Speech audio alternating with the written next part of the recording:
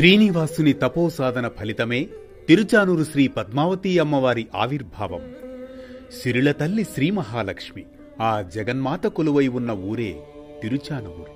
అదే తిరుపతికి సమీపంలోని తిరుచానూరు శ్రీ సుఖమహర్షి ఆశ్రమ ప్రాంతం. అందువల్లే ఈ ప్రదేశం శ్రీసుకునిపురంగా పిలువబడుతోంది. అదే కాలక్రమంగా శ్రీసుకనూరు అని, తిరుచుకనూరు అని, తిరుచానూరు అని పిలువబడుతోంది.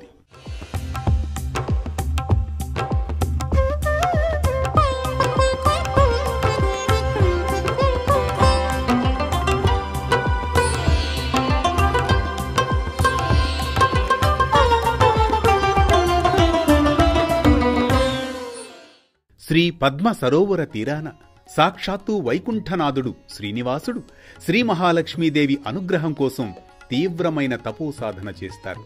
దాని ఫలితంగానే సాక్షాత్తు శ్రీ మహాలక్ష్మి పద్మ సరోవరంలో సహస్ర దళాలు కలిగిన పద్మంలో అలమేలు మంగగా పద్మావతిగా ఆవిర్భవించిందని మన పురాణాలు చెబుతున్నాయి. భృగు మహర్షి పరీక్ష వల్ల శ్రీవైకుంఠం నుంచి అలిగి భూమికి దిగివచ్చి కొల్హాపుర క్షేత్రం మహారాష్ట్రలో కొలువై ఉన్న సాక్షాత్తు శ్రీ మహాలక్ష్మి అమ్మవారిని శ్రీనివాసుడు తపస్సు చేసి ప్రార్థించారు. స్వామివారి కోరిక మేరకే ఇక్కడి సువర్ణముఖి నదీ తీరంలోని సుఖమహర్షి ఆశ్రమం పద్మ సరోవరంలో అలమేలు మంగగా ఆవిర్భవించారు శ్రీ పద్మావతి అమ్మవారు. పద్మం పైన ప్రకాశించే దివ్య వనిత కనుకనే పద్మావతిగా విలసిల్లుతోంది.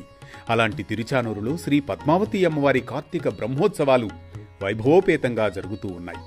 ఈ విశ్వమాత పద్మావతికి కృతజ్ఞతగా ప్రతి ఏటా కార్తీక మాసంలో బ్రహ్మ స్వయంగా ఉత్సవాలు జరిపించారని మన పురాణాలు చెబుతున్నాయి. బ్రహ్మోత్సవాల సమయంలో అమ్మవారు వివిధ వాహనాలపై భక్తులకు దర్శనమిస్తారు. ప్రతి వాహన సేవకు ఓ ప్రత్యేక ఆధ్యాత్మిక అర్థం ఉంటుంది. భక్తులు అమ్మవారి తేజస్సు, కరుణ కోసం పెద్ద సంఖ్యలో విచ్చేస్తారు. ఉత్సవాలలో అత్యంత విశేషమైనది పంచమీ తీర్థం. ఈ పంచమీ తీర్థం రోజున అమ్మవారికి ప్రత్యేక తీర్థ స్నానం జరుగుతుంది. పద్మ సరోవరంలో జరిగే స్నానం దేవి అవతార రహస్యం గుర్తు చేసే పవిత్ర క్షణం.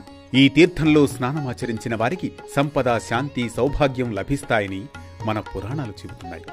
మరో భక్తి రాగం, ధర్మ దీపంతో మళ్లీ కలుద్దాం రేపటి పరమార్థంతో.